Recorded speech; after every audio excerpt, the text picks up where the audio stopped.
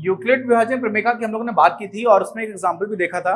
इस बार हम लोग एक और उसका उदाहरण देखते हैं। इस बार दो संख्याएं दी गई हैं, 255 और 867। मैंने पहले ही क्यों बना दिया, क्योंकि मुझे पता है कि जो छोटी संख्या है उससे बड़ी संख्या में भाग देना होता है। और इस तरह के क्वेश्चंस हमें आते हैं, बोर्ड एग्जामिनेशन में आते ही आते हैं, बहुत ज्यादा चांसेस होते हैं कि वो आएंगे। और साथ में उन क्वेश्चंस को हमें इसी तरीके से करना होता है। ठीक है, उसमें लिखा होता है कि इसको यूक्लिड विभाजन प्रमेय से करिए, तो इसको कर देते हैं। 25 या 75 होता है, इस पर 3 से भाग जाएगा। तो लगे 3 6 7 2 0 1। अब जो नया हमें शेष मिलता है उससे हम फिर से जो हमारा पुराना भाजक था उसको भाग देना होता है। 255 को भाग देंगे, ठीक, क्या हो जाएगा, 2 बार जाएगा, 204 हो गया। अब क्या आ गया, 51। 51 से आप फिर भाग देंगे किसको, 102 को। क्यों, जो आपका पुराना भाजक था। ये देखिए 2 बार भाग जाएगा, 102। शून्य, शेष क्या बचा, शून्य। जैसे ही आपको शून्य मिल गया वैसे ही जो भाजक था वही आपका क्या हो गया, वही आपका हो गया मासापा। ठीक है, इसी में एक चीज थी जो छूट गई है, वैसे छूटी तो क्या ही है, मैं बता दे रहा हूं आपको। एक चीज होती है एल्गोरिदम,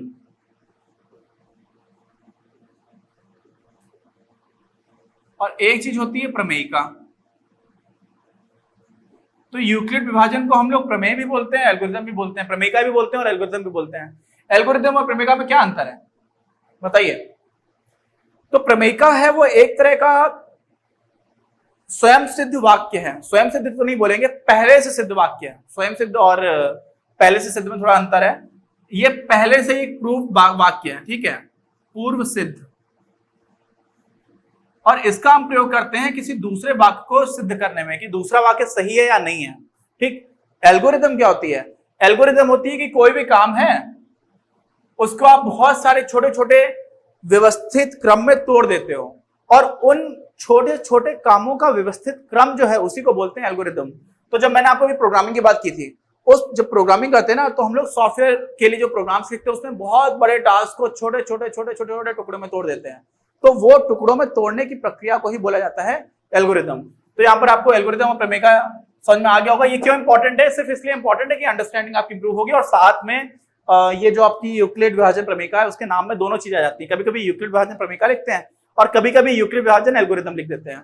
ठीक, और उसमें था क्या, उसमें जो आपका मेन यूसेज था वो मैं आपको ऑलरेडी बता चुका हूं, और उसको मैं भी समझा दूंगा। साथ में वो जो टेक्स्ट है कि उसको लिखा कैसे जाएगा वो अभी आपको मैं बताता हूं। उसमें क्या था कि मान लीजिए सी और डी दो संख्याएं हैं, जिसमें से सी बड़ी संख्या है तो आप डी से सी में भाग करोगे और कुछ यहां पर भागफल आएगा और कुछ यहां पर शेष आ जाएगा। अगर ये शेष शून्य है तब तो बहुत अच्छी बात है, तो आपको जो डी है वो मासापा मिल जाएगा। क्या मिल जाएगा, मासापा। किसका, सी और डी का। ठीक, लेकिन अगर ये शून्य नहीं है, ठीक, शून्य नहीं है, तो क्या करेंगे, हम इससे डी में भाग देंगे और फिर हमें कुछ भागफल मिलेगा, फिर हमें कुछ शेष मिलेगा। अगर ये इस बार शेष जो है वो शून्य हो गया, कितना होगा, शून्य, तो ये जो था ये आपका बन जाएगा, क्या बन जाएगा, मासापा। लेकिन अगर ये नहीं बना तो हम क्या करेंगे, अगर ये शून्य नहीं है, शून्य नहीं है, तो हम इससे इस वाले को भाग करेंगे। ठीक है, और ये करते चले जाएंगे तब तक जब तक कि हमें शेष शून्य ना मिल जाए, और जिस स्टेज पर हमें शून्य मिलेगा शेष, वही वाली स्टेज का जो भाजक होगा, क्या है, इसको क्या बोलते हैं, भाजक। ये जो भाजक है वो हमारा क्या हो जाएगा, वही हमारा हो जाएगा मासापा। तो ये इसी प्रमेयिका को यूज करके कैसे हम मासापा निकालते हैं उसका ये सिस्टम है, और इसी सिस्टम को आप लोग अपनी स्क्रीन पर देख पा रहे होंगे कि ये व्यवस्थित तरह से लिखा हुआ है। अंकगणित के आधारभूत प्रमेय की मैं आपको ऑलरेडी बात बता चुका हूं कि कोई भी एक भाज्य संख्या है, क्या है, भाज्य संख्या, तो इसको आप अभाज्य संख्याओं के गुणनखंडों के रूप में लिख सकते हो। ये n अभाज्य संख्याएं इनके गुणनखंडों के रूप में लिखा जा सकता है, और जो गुणनखंड है उनका आप प्रयोग कर क्या करेंगे, उनका गुणांक कर देंगे आपस में। तो यहाँ पे आप गुणा करते चले जाएंगे तो उसको लिखा जा सकता है। और इसमें ये सारी अभाज्य संख्याओं जो भी हमें मिलेंगी वो कैसी होंगी, यूनिक होंगी, अद्वितीय होंगी। ये हम लोग पहले से बात कर चुके हैं। लेकिन इसका एप्लीकेशन कहां पर है, इसका एप्लीकेशन कैसा है, इसके एप्लीकेशन में 2-3 चीजें हैं जो हमें बहुत अच्छे से, बहुत आसानी से समझ में आ जाती हैं ये प्रमेय पढ़ने के बाद से। तो उसका जो पहला एप्लीकेशन है उसमें इस तरह का सवाल बनता है कि 4 की घात n है, जहां पर n जो है वो क्या है, n है एक धनात्मक पूर्णांक है, तो इसको गणित में ऐसे लिखा जाता है n belongs to z plus क्या है, z क्या होता है, z रिप्रेजेंट करता है इंटीजर्स को यानी कि पूर्णांकों को, और प्लस मतलब धनात्मक पूर्णांक। तो n क्या है, इसको ऐसे लिखा जाए जहां n है एक धनात्मक पूर्णांक। यही चीज गणित की भाषा में ऐसे लिखी हुई है, ठीक है। अब क्या करेंगे, अब मुझसे पूछा जा रहा है कि 4 की घात अगर n है तो आप ये सिद्ध करिए कि इसका आखिरी अंक जो है, आखिरी अंक शून्य नहीं होगा। क्या नहीं होगा, शून्य नहीं होगा। ये हमें सिद्ध करना है। कैसे सिद्ध करेंगे बताइए। ये जब भी इस तरह के क्वेश्चंस आते हैं ना, तो हमारी 1-2 बार तो देखिए प्रैक्टिस करनी रहती है। प्रैक्टिस करने के बाद से हमें आइडिया लग जाता है कि हाँ किस डायरेक्शन में सोचना है, क्या करना है, right. 4 to the power n बोला गया है। n क्या हो सकता है, 1 हो सकता है, 2 हो सकता है, 3 हो सकता है, कुछ भी हो सकता है। ऐसे इससे बड़ा धनात्मक पूर्णांक होगा, बस इतनी सी बात है। सब कुछ नहीं हो सकता है, बिलोंग्स टू एक हो सकता है इनमें से, ठीक है। ये और मतलब या 2 या फिर 3 या कुछ भी हो सकता है। तो अभी क्या करेंगे, हमने क्या प्रूव करना है कि शून्य नहीं होगा। कौन सा अंक, आखिरी अंक। आखिरी अंक मतलब कोई भी संख्या है, 7920 है, इसमें आखिरी अंक क्या है, शून्य है। 10 में आखिरी अंक क्या है, शून्य है। 20 में आखिरी अंक क्या है, शून्य है। किसी भी संख्या जिसमें आखिरी अंक शून्य है, वो सारी की सारी संख्याएं किससे विभाजित हो जाती हैं, 10 से विभाजित हो जाती हैं। और जो संख्या 10 से विभाजित होगी वो 10 के गुणनखंड क्या होंगे, 2 गुणे 5। इसका मतलब 2 से भी विभाजित होगी और साथ में 5 से भी विभाजित होगी। ये वो चीज है जिस पर हमें फोकस करना है इस क्वेश्चन को सॉल्व करने के लिए। और वो कैसे करेंगे, अब जो मैंने नीचे लिखा उसको मैं रब कर दे रहा हूं, क्योंकि आखिरी अंक शून्य नहीं होगा, ये आप ऑलरेडी नोट कर चुके हैं। होगा क्या, 4 की घात n है और 4 बराबर क्या होता है, 2 गुणे 2।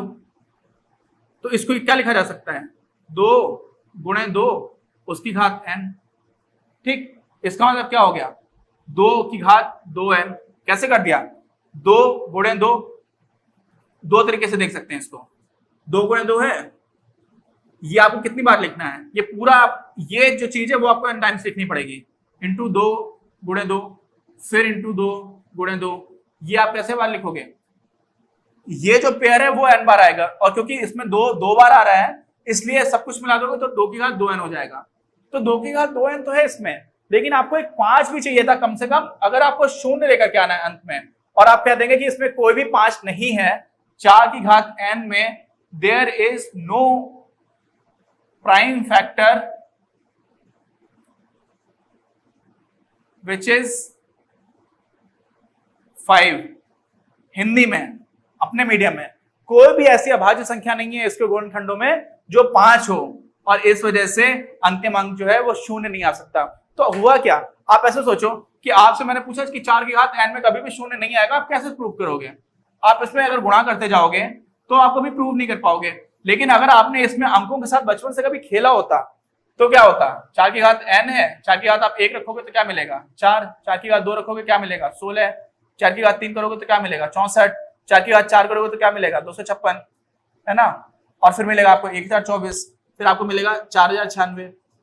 तो ये जितने भी सब कुछ मिल रहा है, देखिए पहले 4 फिर 6 फिर 4 फिर 6 फिर 4 फिर 6। इसमें शून्य तो छोड़ो, इसमें कभी 1 भी नहीं आएगा, 3 भी नहीं आएगा, 5 भी नहीं आएगा, 7 भी नहीं आएगा, 9 भी नहीं आएगा। विषम तो आ ही नहीं सकते हैं। किसी भी सम संख्या की आप कोई भी धनात्मक घात लगोगे ना, कभी विषम तो मिलेगा ही नहीं। तो ये तो पहले से ही सारे एलिमिनेट हो गए। और साथ में बचे क्या क्या, बचा 0, 2, 4, 6, 8। उसमें से भी सिर्फ 4 और 6 आ रहे हैं, ना 2 आ रहा है, ना 8 आ रहा है, ना 0 आ रहा है। तो अगर आपने कभी अंकों के साथ खेला होता तो आपको पहले से पता होता कि नहीं आएगा। लेकिन फिर भी ये तरीका नहीं है प्रूफ करने का, ये आपको अंडरस्टैंडिंग दे देगा। लेकिन अगर एग्जामिनेशन में आएगा तो आप ऐसे प्रूव नहीं करेंगे। तब कैसे प्रूव करेंगे, तो आपको वैसे ही प्रूव करना पड़ेगा जैसे हम लोगों ने भी देखा है। और वो कैसे देख पाए, वो हम लोग देख पाए हैं अंकगणित की आधारभूत प्रमेय की वजह से ही। तो ये इसका एक एप्लीकेशन था। तो हम लोगों ने दोनों प्रमेय का एक एक अनुप्रयोग देख लिया है। अभी जो हमारी आधारभूत प्रमेय है इसका एक बहुत ही महत्वपूर्ण अनुप्रयोग है जो हम लोग आगे चल करके देखेंगे। लेकिन उसी आधारभूत प्रमेय से निकल करके एक प्रमेय आती है और उस पर आधारित जो यूसेज है वो हम देखेंगे। और वो प्रमेय ये बोलती है कि मान लीजिए ए स्क्वायर, पहले ए स्क्वायर हटा दीजिए, ए क्या है, ए कोई धनात्मक संख्या है, धनात्मक संख्या नहीं है, धनात्मक पूर्णांक है। ठीक, धनात्मक संख्या धनात्मक पूर्णांक में क्या अंतर है? धनात्मक संख्या तो 1.5 भी हो गई, लेकिन 1.5 धनात्मक पूर्णांक नहीं है, इसमें पूर्णांक होना चाहिए, 1 हो या 2 हो या 3 हो, इस तरह की बात है। तो ए अगर एक धनात्मक पूर्णांक है और पी अगर एक अभाज्य संख्या है, क्या है? अभाज्य संख्या। अब पी क्यों लिखते हैं हम लोग? पी इसलिए लिखते हैं क्योंकि इंग्लिश में इसको बोलते हैं प्राइम नंबर, तो प्राइम नंबर पी से स्टार्ट होता है इसलिए पी बोल देते हैं। तो पी क्या है? एक अभाज्य संख्या है। तो ये वाली जो थ्योरम है वो बोलती है कि अगर आप ए स्क्वायर पूरी तरह से पी से विभाजित कर दे रहे हो तो फिर ए भी पूरी तरह से पी से विभाजित होगा। मतलब अगर ए स्क्वायर में पी से भाग जा रहा है ना, तो ए में भी पी से भाग जाएगा, जहां पर पी क्या है? एक अभाज्य संख्या है और ए क्या है? कोई धनात्मक संख्या है। तो इसका जो प्रूफ है वो डायरेक्टली हमारे एग्जामिनेशन पॉइंट ऑफ व्यू से इंपॉर्टेंट नहीं है, लेकिन अगर आपको जेई क्लियर करना है और अपने कॉन्सेप्ट्स क्लियर करने हैं तो आप ये वाला पार्ट देख लो, नहीं तो थोड़ा आगे बढ़ करके देख लेना, ठीक है? क्योंकि मैं अभी बता रहा हूं कि कैसे ये बात सही है। हम लोगों ने देखा था कि ए है उसको हम कैसे लिख सकते हैं? P1 into P2 into P3। अब बहुत सारे बच्चे हैं जैसे ही वो गणित में अल्फाबेट्स को देखना स्टार्ट कर देते हैं कि ए लिखा है, पी लिखा है, पीएन लिखा है, ये सब क्या है, तो उनका सिर चकराने लग जाता है। अरे भाई, हम लोगों ने पहले बात की थी कि कोई भाज्य संख्या है उसको आप अभाज्य संख्याओं के गुणन के रूप में लिख सकते हो। ये जो डॉट लगा हुआ है ना, ये इनटू है, ये गुणे का निशान भी है, हायर क्लासेस हम लोग ऐसे ही लगाते हैं। और P1 क्या है? ये पहली अभाज्य संख्या है, ये दूसरी अभाज्य संख्या है, ये तीसरी अभाज्य संख्या है, और मान लिया कि कुल n अभाज्य संख्याओं का जब गुणा करेंगे तो हमें a मिलेगा। ठीक, तो a स्क्वायर क्या हो जाएगा? a स्क्वायर हो जाएगा आपका P1 into P2 into P3 dash dash dash dash dash Pn, और इस पूरे का स्क्वायर। ठीक, पूरे का स्क्वायर क्यों? क्योंकि a तो यही है ना, आपको a का स्क्वायर करना है, सिर्फ P1 का स्क्वायर थोड़ी करना है, और a तो ये सब कुछ है, यही तो था पूरा a, तो इसलिए इसका स्क्वायर कर दिया। और जिसका जैसे आप इसका स्क्वायर करेंगे तो क्या मिलेगा? P1 into P1। ठीक है, P1 का स्क्वायर हो जाएगा, यानी कि P1 into P1 into P2 into P2 into P3 into P3, यानी कि इसको ऐसे आपको जोड़े मिलने स्टार्ट हो जाएंगे। समझ रहे ना? ऐसे कितने जोड़े मिलेंगे? Pn का भी जोड़ा मिलेगा, Pn इंटू Pn, यानी कि ये आपको मिल गया a स्क्वायर। और अब हमें बताया गया है कि a स्क्वायर में अगर आप p से भाग दे पा रहे हो और पूरा पूरा भाग चला जा रहा है, तो पूरा पूरा भाग कब जाएगा? ये सारी तो अभाज्य संख्याएं हैं, तो पूरा पूरा भाग तब जाएगा जब p इन्हीं में से कुछ हो, या तो P1 हो, या तो P2 हो, या तो P3 हो, या कुछ और हो, या फिर Pn हो। यानी कि जिन अभाज्य संख्याओं से मिल करके a स्क्वायर बन रहा है, और अभाज्य संख्या एक से नहीं बना, हर अभाज्य संख्या का स्क्वायर हो गया है। क्यों? क्योंकि a ये था, तो a स्क्वायर ये हो चुका है, यहां तक तुम लोग देख चुके थे। तो जो p है उसको इनमें से ही एक होना पड़ेगा, किसमें से? P1 होगा या P2 होगा या P3 होगा या Pn, इनमें से कुछ भी होगा। बीच की भी संख्या है, यहाँ पे P4 भी होगा, P5 भी होगा। ठीक है, अगर इसमें n संख्या आ रही है और n क्या है? n एक चर है, तो n तो कुछ भी हो सकता है, वो डिपेंड करेगा किस पर? कि a क्या है। जैसे मैंने बताया था ना कि 840 को आप लिखोगे तो कैसे लिखोगे? 2 गुणे 2 गुणे 2 गुणे 3 गुणे 5 गुणे 7, ऐसे बताया था ना। तो ये जो अभाज्य संख्याएं हैं वो किस पर निर्भर कर रही हैं? वो इस पर निर्भर कर रही है कि यहाँ पे क्या लिखा हुआ है। ऐसे ही a पर निर्भर कर रही है कि क्या होगा। तो हुआ क्या कि अगर P1 P2 P3 या Pn में से कुछ भी है, तो आप देख लो सीधा सीधा कि जहां पर आपको a बताया गया है वहां पर भी तो P1 P2 P3 ऑलरेडी है ही इसके गुणनखंडों में से, और इस वजह से अगर p से a स्क्वायर पूर्णतया विभाजित है तो निश्चित रूप से p से a भी पूर्णतया विभाजित होगा। और यही वो थ्योरम है जो हम प्रयोग करेंगे जब हम इस थ्योरम का सबसे इंपॉर्टेंट एप्लीकेशन देखेंगे अपने इस चैप्टर में। तो ये थ्योरम क्या बोलती है, मैं इसको, जो इसका थ्योरेटिकल पार्ट है वो आपको स्क्रीन पर लिखा हुआ दिख रहा है, लेकिन जो बोलती क्या है, जो समझाने वाला एंगल था वो मैंने समझा दिया है, उसको मैं फिर से ब्रीफ में लिख देता हूं कि अगर a एक धनात्मक संख्या है, धनात्मक पूर्णांक है, धनात्मक संख्या नहीं सॉरी धनात्मक पूर्णांक है, और आप a स्क्वायर को p से पूर्णतया विभाजित कर पा रहे हो, तो फिर आप a को भी p से पूर्णतया विभाजित कर ले जाओगे। और ये वो प्रिंसिपल है जिसको हम लोग यूज करेंगे। अपनी क्लास का उद्देश्य आप सभी के लिए आप ही की भाषा में गुणवत्तापूर्ण शिक्षा उपलब्ध कराना है।